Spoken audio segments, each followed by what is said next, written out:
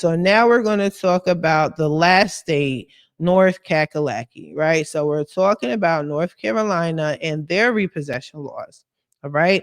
Now, this is per Attorney General Josh Steen. And I like this setup because it's straight into the point. It's an easy read for the public. Sometimes when you look up certain topics, they use all legal jargon and it can sound a little confusing and things like that. But I like how this is laid out, so it's easy for you guys to understand. So again, they say the same thing: contact your creditor when you realize you're going to be late with the payment. If they agree to change it, boom, we're not going to talk about that. We're going to go straight to the repossession part. Now, it says if you miss a payment or a default on your contract in any way, such as letting your insurance coverage lapse, your creditor has the right to repossess the car. Lapsed insurance, missed payment, or default in the state of North Carolina. Now, a voluntary repossession. So they're just giving you the definition, which I already did.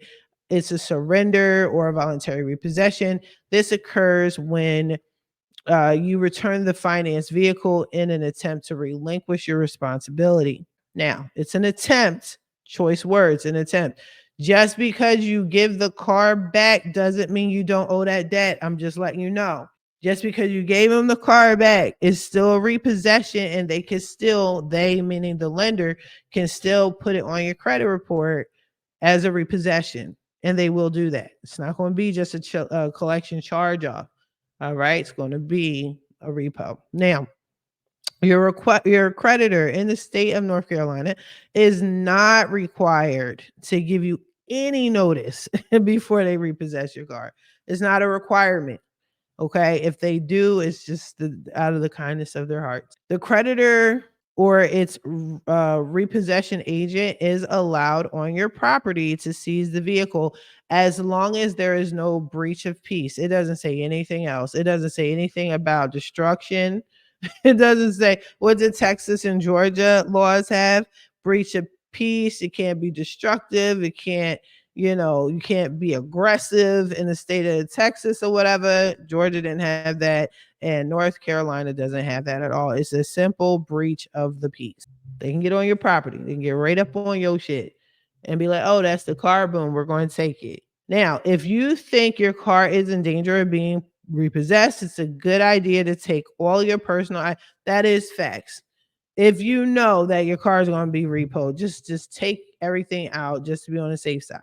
After the vehicle has been repossessed, it can be difficult to go back to get your things, even though the creditor has no legal right to them.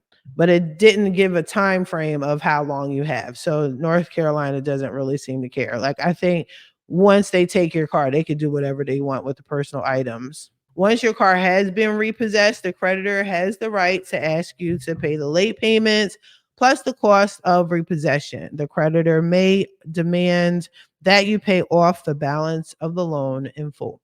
You may wish to consult an attorney for the advice of your legal rights. Okay, we're getting similar now. Okay, the cost of the repossession in their eyes can be penalty fees. It could be the late fees, the interest, the towing fees, the storage fees, the gas, the mileage, the labor, all of that. I'm pretty sure they could your lender can put that under that title and there's nothing you can do about it.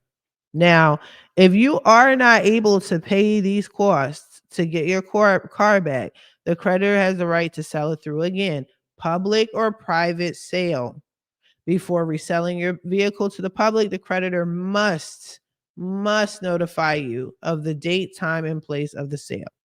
You may attend the sale and bring bidders if you want. I didn't know that. Different. If the creditor sells your car at a private sale, the creditor must notify you of the date after which the car will be sold. All right. After the vehicle is sold, you will be notified by the creditor if the sale doesn't raise enough money to cover your loan balance difference, which you owe. Deficiency balance again, y'all. And blah, blah, blah. All right. So we already know that part is the same across the board.